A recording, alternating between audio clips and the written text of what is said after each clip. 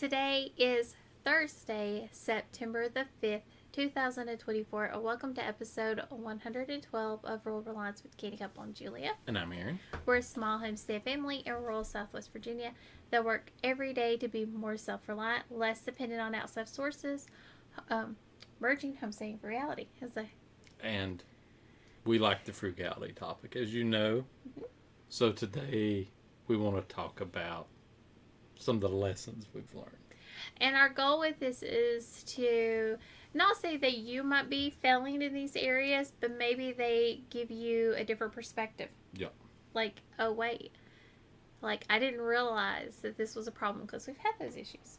Yes. That we have found through this podcast. Right. So, we've always had a good financial background and understanding. We always knew where we wanted to be.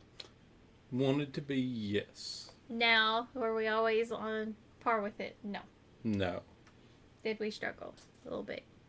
Yes, and struggled more probably before we even got together. We did. Yeah. But once we got together and we started becoming one, a family, merging our money together, because that's how we do family.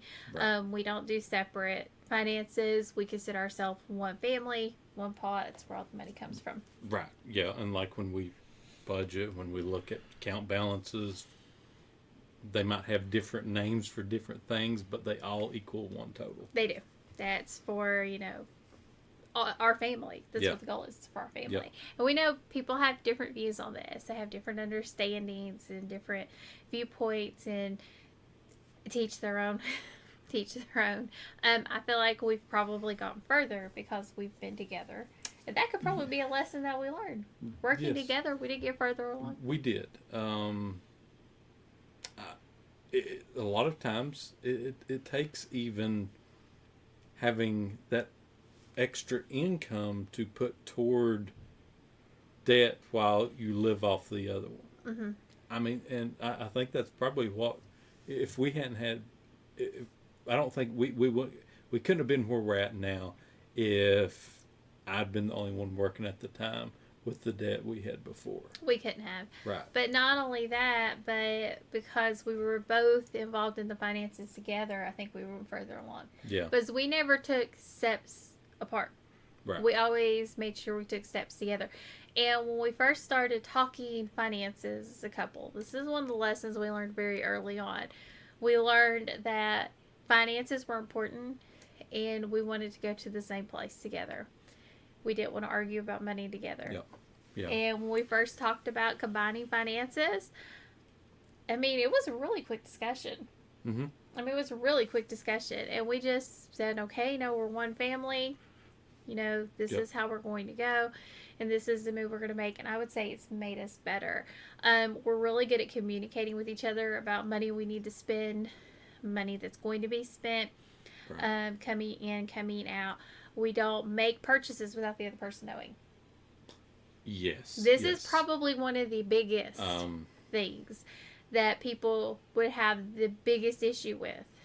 Right. But this is probably the biggest secret to our success of never arguing about money. It is. I mean, like we said, we always talk about when we spend money. I mean, there might be, hey, text message, I'm in here, I'm about ready to do this, you good? Yes. Yeah, okay. Go for it. We already know, we already have an idea, Aaron's about to buy some trees. I already did. He's like, hey, I need to buy these trees. These are the 2 trees we talked about before. Can you look over? I'm like, yep, go for it. We already knew that was a part of the plan, part of the discussion. Yeah, and those 2, they were down to 30-some of each. So it was, you got to get them. Right. These are some older varieties. Heritage, heirloom or something like that. They are really good storing apples. So we knew we were paying up for these 2, and I was like, okay, here's where they're at, because we missed them last year because we waited too long, and we had them on a list for 2 years. So you see, we use our list, and I was like, okay, it's time. We need to. Are we getting these this year, or are we waiting to the next? Type of thing. Even money that is our money to spend on our own.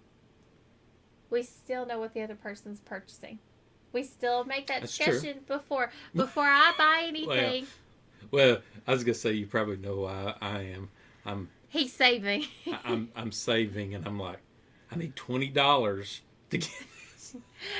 If you could put $50 for my Christmas money Yeah. into my pot, Yeah. into my piggy bank, that's what we do a lot of. Like $50 here, $50 there, and it works. It works. But we know the other person's goal with any like petty cash that they have on hand. Right. That's the goal. Yeah. We have the same goals with this. We talk about it.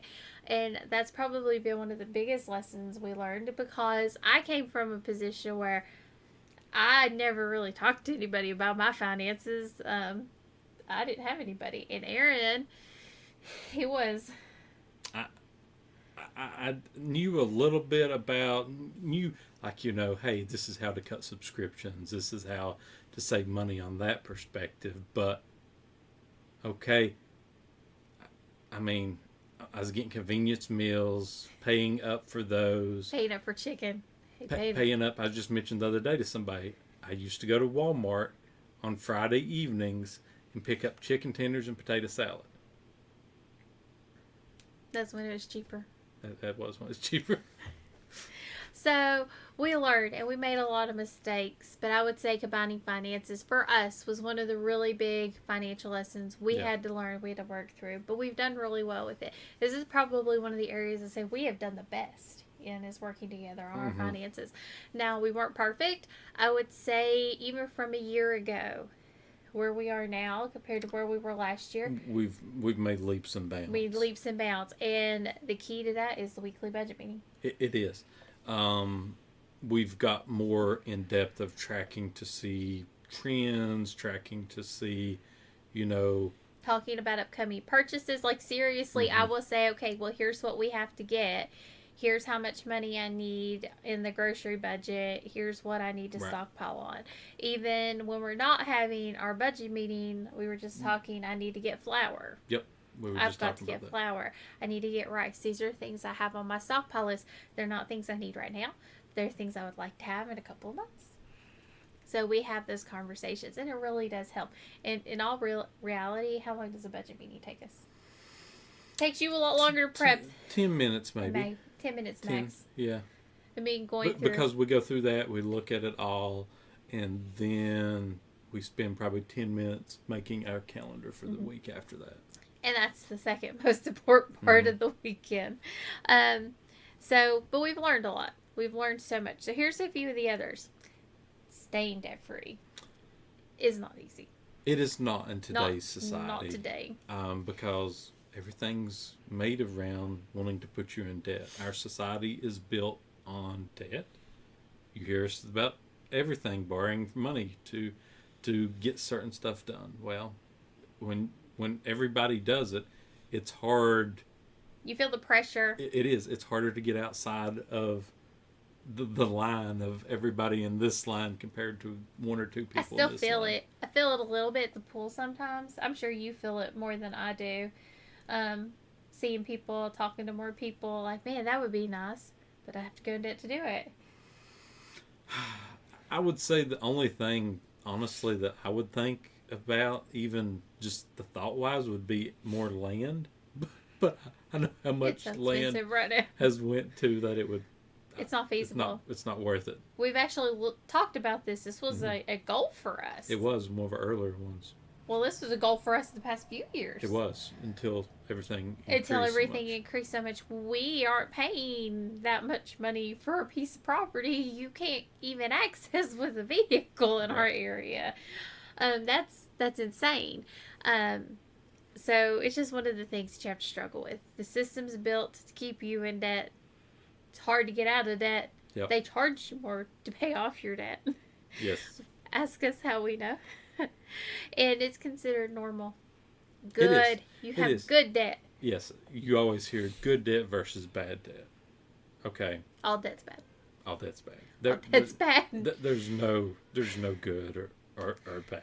Somebody's taking money off of you, your hard-earned money. And I know you can't it's very hard to expect people to make it today Yeah. without going into some form of that, especially if you're looking at home ownership. Home ownership is one of the hardest. It's one of the hardest ones. It's almost impossible today to actually purchase a home debt free. Right. It is. It is.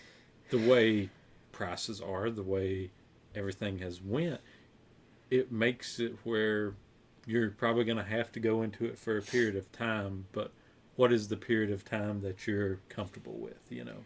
But also, it's about expectations as well. Maybe you can't get the 5-bedroom, 4-bathroom house. Maybe it's the 2-bedroom. Maybe it's the 2-bedroom house that, isn't in city. It's outside of the city, and you have to drive a little bit to get someplace. And it's cheaper by $100,000. There are options that you can do. Going smaller isn't always bad. And you could really make a lot of storage. I think Aaron was shocked at how much storage I ended up coming up with in the house. Yeah. After we've gotten everything done. And we still have plans for more. Right. Yeah. As you might see some of the tape on the walls and videos where this is for extra storage that we just haven't got to yet. It's not like an urgent need, but it's something that I had started working on, and everything it got put to the back burner. It got put to the back burner because we were moving at the speed of cash with it. I was able to do that part. I've got the brackets, and I'm going to get the wood. Yep. And that one's probably the more expensive part because we have to have it hauled in. The next thing is homestead. So we are going to talk about the homestead here. We've got a few points on the homestead. Planning. This was a big financial mistake for us. Yes, especially from wanting it done now, as you've heard us say, getting everything done now, or even when we're building something on the homestead, okay, we'll start it now and then figure out we need this part, we need that part, we need this didn't work, so we need this other part. I will say, for the most part, if I'm in charge of it, she's in charge of it, we're almost perfect. Yeah. We're pretty good. We don't typically run into issues. Now, we did when we made the cold frames. We ran into a few issues. I thought we were okay. And then we went to go finish it. And I was like, oh, this isn't going to work. Right. This isn't going to work. We mismeasured something. Mm-hmm. But we figured it out. We made it work. We had to get new brackets, and we had to add a little bit more wood, but it's fine. It worked out well. Right. But for the most part, I'm thinking of the shed, the garden shed. When we put that together on the inside, I had the plan. Yeah. Aaron had no idea what the vision was. I'm just like, what do you need done now? I don't get this. I don't understand. Yeah. And then it came together, and he's like, wow, this is nice. Mm-hmm. This is really nice. And it worked out really well. It did. Especially those things that you had to make like stalls out of. So I used firewood holders. The holders, mm-hmm. like these little black firewood holders. So they're the ones you put the 2x4s in. Well, you can use those to make stalls, and trust me, they are heavy. They give you a little bit of room between each stall. Yep. And they are so heavy. We're about to transform this. It'll probably be this fall, this winter. It's going to be one of my projects. I'm going to transform this area from what it was into a turkey shed, roost, and probably for some chickens. Yeah. We got our first eggs. This week we're happy. From our flock in the spring, yeah. So we're happy about that, and we're planning on more. Now, on homestead planning, I would also say we really didn't plan out one of my biggest regrets here is not focusing on things that grow in our area. Spending a lot of money on things that didn't really grow. Yeah. We focused a lot on health benefits. We did. We focused a lot on health benefits or, hey, taste. This sounds cool. This sounds cool. And we could have really focused on getting more faster producing, things that worked better for our property, things that grew better. We did try muscadines from the grocery store. We did not like them, or we would have grown them. It wasn't our taste, but we want to try some other ones. We want to try some other ones just to make sure it isn't just the variety that we get at the grocery store that we don't like, you know. Because I've heard that maybe we need to switch our grapes to muscadines, which I'm okay with. I mean, we have had success. We're just not getting enough in the success we want. It's taking too much work and effort. For what we get. For what we're getting and for how they're producing and us having to go out there and spray and having to spend extra money. I really want something I can put in the ground and let it go. So that's something we need to work on. Sinking funds for the homestead. This is where we had like projects like this was bad. This is when we would go over budget like drastically in a month, because we wouldn't do this over save up for it over a 4 or 5 month period. Go ahead, just get it. We just get it all 1 month. Massive order in the hole for the next few months because of it. Now, we always had the cash to cover it. We always had the cash to cover it, but it wasn't in our budget. It wasn't in our budget. And we were just like, well, this is part of this project. We just got to do it. Got to handle it. Past 2 years, it's been no. We have a sinking fund. And it comes out of that. That's where it comes from. Yep. And I have been very strict on this. Aaron has too. But I think I'm probably a little bit stricter on this than you are. Probably because I would be like, okay, well, there's enough money in the miscellaneous portion. Let's do it out of that, for example. You would. Which is fine. It works. As long as we balance the budget and we're not spending more than what we expect to spend, we're okay with that. Right. Miscellaneous for us is a very flexible area. It really is. And I know for a lot of people that, like, who are, like, budgeting gurus, like, oh my God, you can't do that. Listen, when we tried to split out the miscellaneous expenses, Aaron was spending hours trying to track this stuff. Right. Especially when you get some of those receipts back, and where we just did once a week trips, we'd come back or have a large order. Was this household? Was this, what was this one? I can't even read this one, you know. And he might not have put them in for 2 to 3 weeks sometimes. Because I'm waiting on her to help me decide if this is household, if this is miscellaneous, if this is clothing, etc. Or we had other things we were working on. It could have been anything. Right. So for us, it just made a lot more sense to not have such strict categories when it came to some of these things. Some categories are strict, period. I mean, it is what it is. Other categories, we need to be able to leave a little bit more flexible. This is also a good idea for like our sinking fund for gifts. We have a gift sinking fund, and that's very flexible for when we need to pull cash out of that, or when we don't need to fund it because we're using some of the cash. Because Jessica did this for birthdays. I used some of it for Isabel's birthday, some of it for Aaron's birthday, and then I'll do it again the next month. And then we also did a little bit for Christmas, for Christmas presents. So it's just one of those things where you have to have a bit of flexibility, and I think we've learned that. But having that homestead project sinking fund, it's been game changer. Right. It allows us to prepare for when something's coming up, or if we decide something else is a priority now, we have that money set aside for either of those projects. We can shift around and do what we need to do. Using debt for vehicles. This was a big, hard lesson we've learned. And it wasn't when we learned paying off vehicles. Our vehicles were already paid off before we decided we didn't want to go down this route. Aaron was in the camp of, after we had the house paid off, it might be okay to get debt for a vehicle. But then after we got the house paid off, he completely shifted. He's like, I don't want to do it again. No. Just because you're so used to it. You're so used to it. You're like, you go get a vehicle, you're like, well, I'm going to go get a loan, and I'm going to go get it as cheap an interest rate as I can. Well, you're still paying interest on it, though. Unless, for some reason, there's one of those weird deals they used to have where it was 0% interest for now so long. they're rigged. That 0% interest is kind of rigged from what I'm seeing and reading. That's interesting. It is. It's like you don't actually, like, there's some sort of thing they're set up. They're going to get their money either way. Right, exactly. They're going to get their money either way. That's their business to do. When we look at it, you also have to look at prices now. Now, you can't come out with, like, under a $700 car loan payment. And they keep increasing the amount of years you're paying on them. I know, and you hear a lot of people right now again just not buying cars because of the prices of them and how much used cars are right now. Even I know some people say, "Oh, I think the market's went down a bit. It's not as bad as it was, but it's still high. Still high. Like you're gonna have a hard time finding, something without a lot of miles on it for a cheaper price anymore.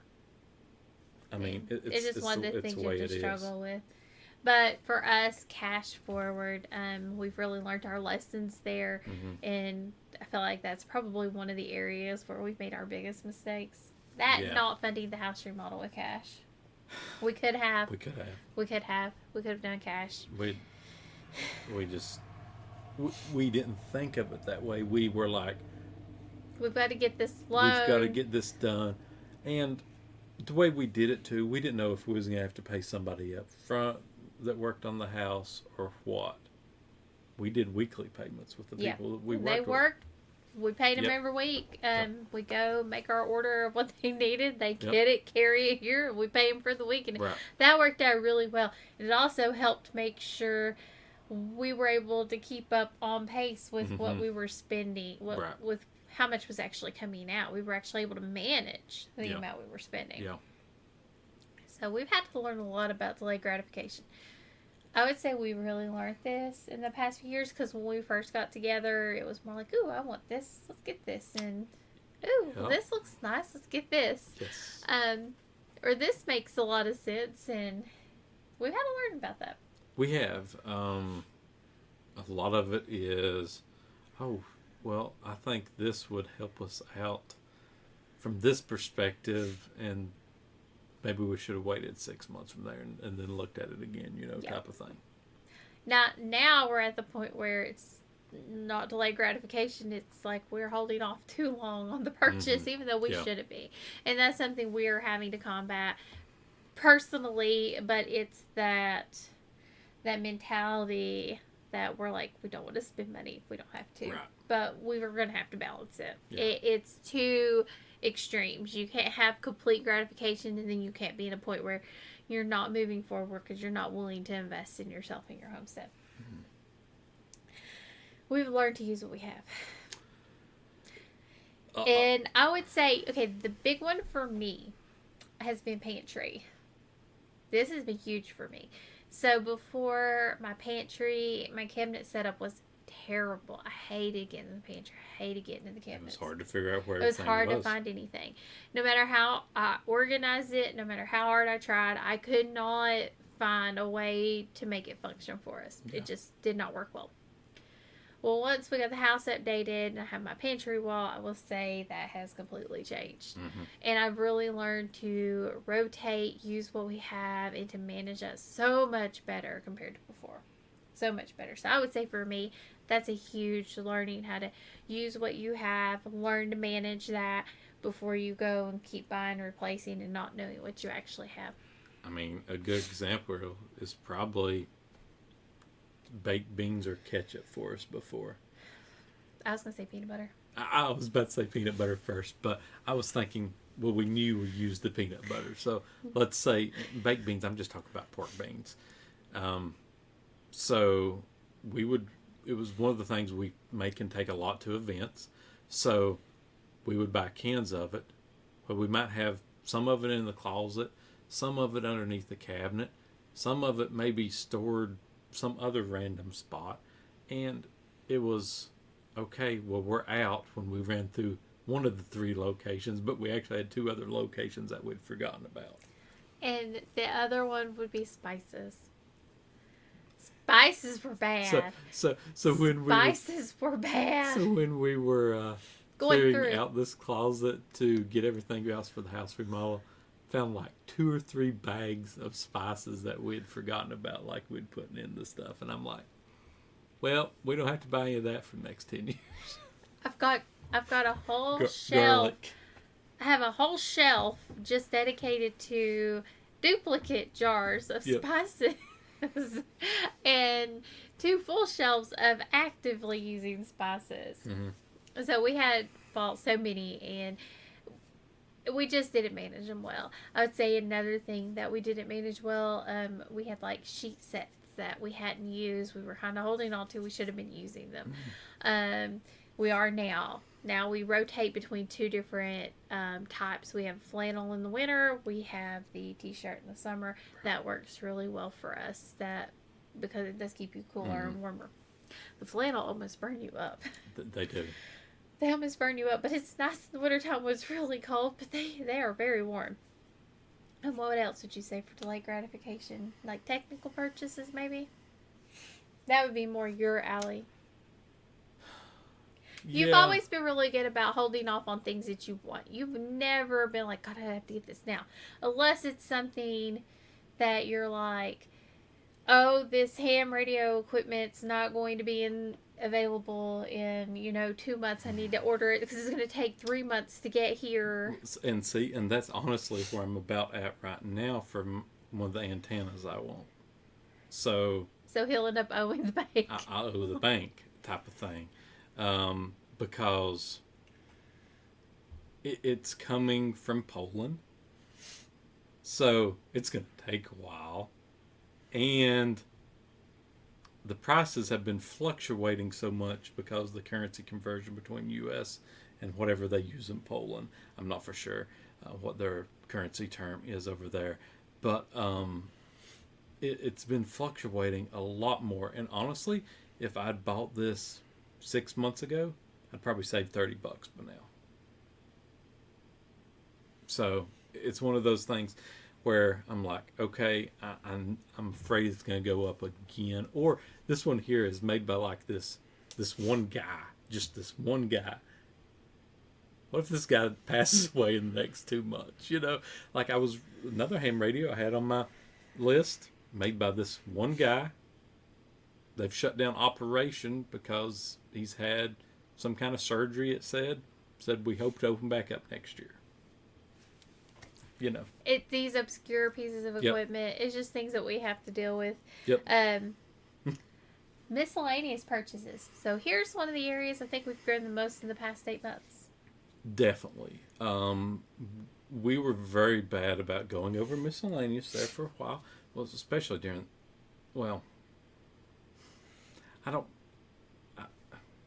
so what goes in miscellaneous for us is household items, clothing. We don't have a set clothing item. We don't buy clothing that often. Right. We used to have one, but we decided we weren't buying it enough. We lost our stores. I lost my 2 stores. Right. My store I shop at. I don't go shopping for clothes anymore because I don't have my store. It changed. It's not the same. It's wrong.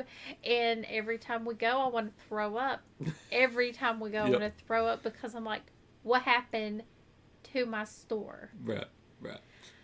So I mean, stuff like that where we it's basically anything that's not food. It doesn't have a set. Eating out, gas, groceries. Entertainment goes in that section. Anything we would do like that, go to a museum, go to a park, anything like that would go into the miscellaneous fund as well. We've done better about diapers. Diapers go in the miscellaneous. So we do better about things that aren't we permanent. Plan out. Like if it's permanent, and when we say permanent, it's like 5 years or longer, or 3 years or longer. It becomes its own category. Like cell phone bills are its own category. Mm-hmm. And we even separated out Aaron's bill and my bill. Now we could put them together, but they come due at different times, so we do have them separated out. And we have 2 different plans. One's cheaper, one's a little bit more expensive, and it works out well for us. But I mean, diapers for us, we're hoping that this is starting to start teetering off here once potty training season starts. Anything that we would need to get for Isabel, anything small, we would get through there. Her sippy cups, that's one of the things we would get through there. If we're out somewhere and we pick up some sort of souvenir, something like that would go in miscellaneous. Yeah, we don't, and we've gotten really good about not just spending a lot of money. Like any purchases we need to make for the house that can hold, we will typically do those at the end of the month. Like I'll try to make a bulk order at the end of the month of household items like shampoo, deodorant, and all of that. And by that time too, if we're doing it through Amazon, for example, we've usually got like that $10 in receipt, money back from the receipt apps or something like that. That kind of helps offset. Yeah. Actually, we did just use that for restocking our Pop-Tarts. I bought organic Pop-Tarts for the pantry for wintertime. Something I'm worried about. I'm already stressing about my pantry in the wintertime. That's scary. He's like, we're already talking about this, and we're still at 90-degree days. But this is something that concerns me, and I feel better when I have Pop-Tarts and I have granola bars in the pantry. Like, Aaron knows this. Yeah.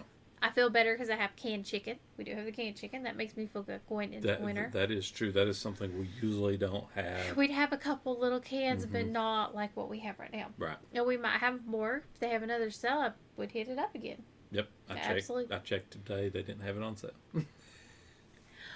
One of the other areas where we learned financial mistakes, budgeting. We've had to learn how to budget for us. Budgeting is not a blueprint like one fits all.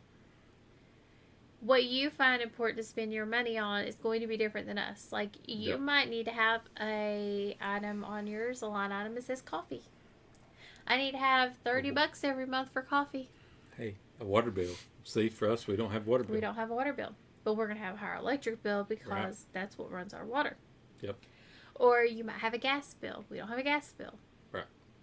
It all depends. Like, no, it's very hard to find a one budget fits all. And I think it's one of the things that's frustrating to a lot of new people who are budgeting. It's because they're trying to find that one budget and not They can just plug and chug. Yes. You can't, you've got to put the work into it. Yeah. You've got to, because your life is different. We are not all the same. Mm-hmm. If we were, we would be so boring and so bland. We are not all the same. We're all different. We all enjoy doing different things. We all do things a little bit differently. We're talking about our miscellaneous fun, and I'm telling you now, Hope and Larry off of Under the Medium would have a heart attack the way we talk about it. They talk about their household. They talk about like, for them, they would want to see all that split out. Mm-hmm. For us, we have learned over the years together of budgeting. It was way too stressful trying to split all that out for us. Right. It was so stressful.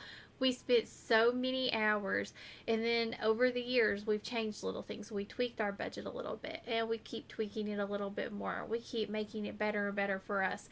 And some items got bigger, some items got smaller. Mm-hmm. And now we've kind of hit this groove where it feels really good.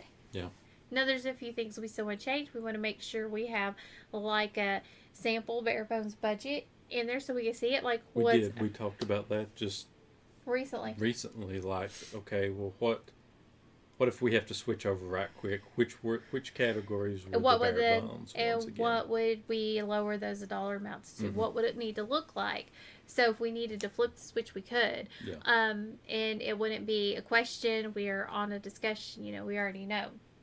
So for us, that's, we've learned a lot with budgeting. Mm-hmm. And we learned that, okay, $600 grocery budget for two people didn't make sense. We got that knocked down. Right. Now, this is probably the lowest our grocery budget has ever been. Yeah. And we're doing just fine on it. And we've had to learn how to do that. And I think budgeting has probably been the thing that's helped us the most. Mm-hmm. And I would say investing. I wish we would have learned more. I wish we would have learned more to begin with. I will say, nobody ever talked investing with me growing up in college. Maybe my friend said, hey, let's put some money into this penny stock something and we can become rich, type of thing. But I think I know the friend. I think I know exactly which one this one is. Yes. But besides that, I mean,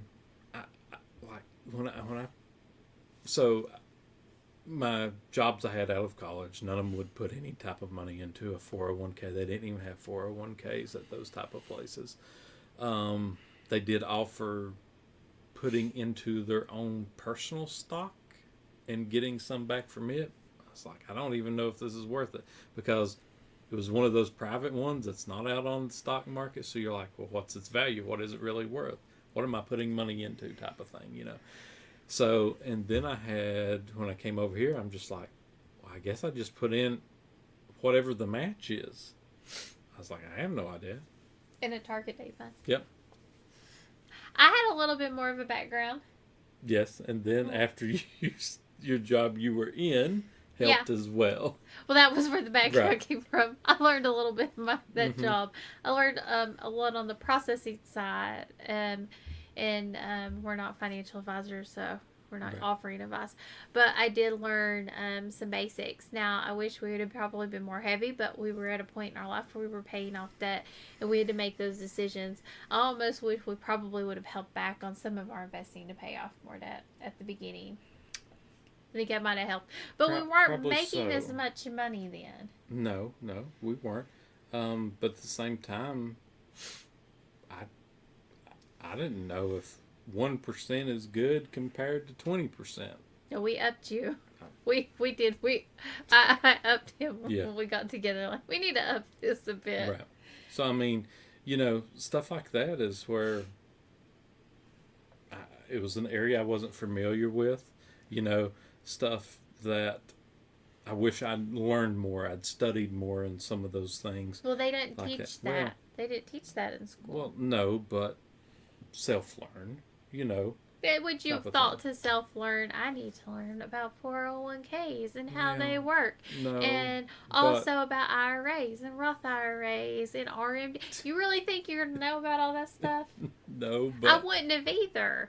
If it weren't for the industry I went into. I guess that's why they want you to pay for this type of services as well. So it's not something you can easily find, but today there's a lot more information on it out there, that you can sort of understand.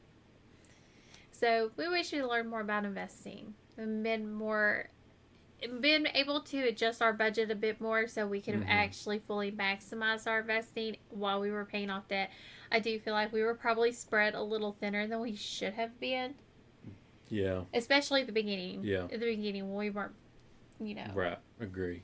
When it was harder, especially because in the beginning, I wasn't making anything. I wasn't making anything. It was a good job at the time. Mm-hmm. It was a good job at the time. But we had a lot of debt to pay off. Right. And we had to work through that. So I do wish we could have known a little bit more. But we were also saving money. And as we kept increasing our income, we were saving more and more. And we might have needed to adjust that a bit. But even when we were paying off the house, we were still putting money into savings. For us, savings is just part of the budget. Right. It just, those specific things go in. We did stop one of the saving ones during the house remodel, and we've stopped it since. No, we still did Discover Savings. We stopped it when we updated. It's not on there no more. It's not on there now, but it was in. What? No, we didn't put it in during that time. Oh, we didn't put it in during that time. Okay. No. But, stuff like that where, we thought about it during the time, but sometimes we had to cut back. Like during that time. That's where we would cut, was our savings. So we have learned. But now we're doing so good on our budget that we're saving. We just put wherever we're putting at the end of the month. And we're hitting those markers. Yep. I mean, we are hitting those markers consistently. We feel really good about that. I mean, it has, I would say the biggest lesson we have learned is working together on that budget. And I know a lot of people suggest monthly, but I'm telling you, weekly makes a lot of difference, especially seeing like, hey, we coming up this week, we've only got $40 in the grocery budget. Okay, 5 understand. minutes. I don't even know if you need 5 minutes. Yes, somebody has to put the information into the spreadsheet. For our family, it's Aaron. Because I'm typically the one who handles Isabel and the cooking. I was going to say, you're usually cooking breakfast. I'm usually cooking or cooking dinner or doing something. And so it makes more sense for him to go ahead and handle the budget and get that information inputted. Right. It works for our family, but adding that weekly, especially if you're just going down this journey, even if your income is separate and you're married, and I mean, unless you're totally separate, I would still do a come to Jesus meeting once a week to see where y'all are, because that's important as a It couple. is. Money is a part of it, unless you are like 100% separate, and then Right. I mean, have Yeah. have apartments or something. Yeah. That was my last one. So, what would you say would be the area we have grown the most in these financial areas? I would say it's honestly figuring out what our end goals are more often. I see we didn't even have that on there, but that's a good one. Because, what are we investing? What are we saving for? What are we trying to get out of debt for? We have long-term goals, and a lot of them revolve around the homestead. A lot of them revolve around other ideas that we have. But Narrowing it down. it's trying to get to that certain point in time of where we want to be and feel comfortable at that certain point in time. I agree. That's pretty. We've gotten good at that. We've gotten good at daydreaming. That's came in future years, and he is the spearhead to the daydream sessions. That is not me. I'm not good at this. I'm not good at daydreaming. I'm good with the status quo. Just get me through day by day. It might get easier once the load comes off a bit, but right now it's day by day. Yeah, I'm always future planning. Always. Always. Always. Like I'm already got the next 3 months thinking about what all's supposed to happen and what I need to get done when. I just need to figure out what do I need to do tomorrow. So what about you, though? What do you think we've done the most? I would think it's working together. We've always been good together. We've always wanted to do life together, and I think that's important. Mm-hmm. We've never been that couple that does things separate. We've True. always done life together, and that includes money. Yep. Yep. That includes money. I don't go shopping on my own. Aaron doesn't go shopping on his own. What would I shop for? What would shop? Oh, I know he had to have a wardrobe update when I came along because we were wearing the same two shirts. And a ratty hoodie with business casual. I know his office people are very grateful. You're welcome for his improved wardrobe. You're very welcome. Or, going bowling and things like that. We wouldn't do those things alone. We would always tag along and be there with the other person. A lot of people think it's weird. We get that a lot, but it's just how we do life. It really is. And we've applied that to every aspect of our life, including our money. And I would say it's probably one of the things that's helped us most. I'd say the thing where we have grown the most has been the weekly budget meeting. That has been the thing. That's the biggest lesson. If I could tell you anything, just being on the same basis with your partner, if you have one, with finances, changes everything. It does. Like it even though we were at the same place, we had the same goal, we were doing the same things. Once we started this weekly budget meeting, it kept us on budget too. I mean, we're like, okay, miscellaneous. We've got $100 this month left in miscellaneous. Okay, well, we need diapers. Okay, well, there's the $100 spent. We're done for the month. or what can we change? What can we do? We need to be thinking about this. And what are the plans for this month? Like, what are we planning on doing? March was an more expensive month for us, but we were able to manage it in our budget because we went to a homestead conference. But it was something we had planned for, so we had to look at all of these things, and we did them together. And we were able to talk through it and make sure so we stayed on budget the entire month. I think it's kept my grocery budget down under $300 per month average. I think it's kept the majority of our categories down. It has. I mean, it really has. And it's also, like, we don't really see any breaks in how the household flows. Household's been flowing pretty smoothly. Mm-hmm. And we don't see the breaks because we are making sure we get them covered a couple months in advance. Right, definitely. Taking advantage. Well, If you got any comments, you can either leave those down below or send them to thecannycouple@yahoo.com. And then make sure to go over and check out our link tree. We're on a few other social media sites. Make sure to go over and follow us on those too. We really appreciate any of the likes and follows you get. I know a lot of times we might be posting the same thing across different sites, but hopefully in the future, when we get big enough followings, we'll do different stuff for each platform. So, hopefully you find us on your favorite one. And as always, thank you for joining us on Rural Reliance with Canny Couple, where we work hard, live simple, and enjoy life. Have a wonderful day.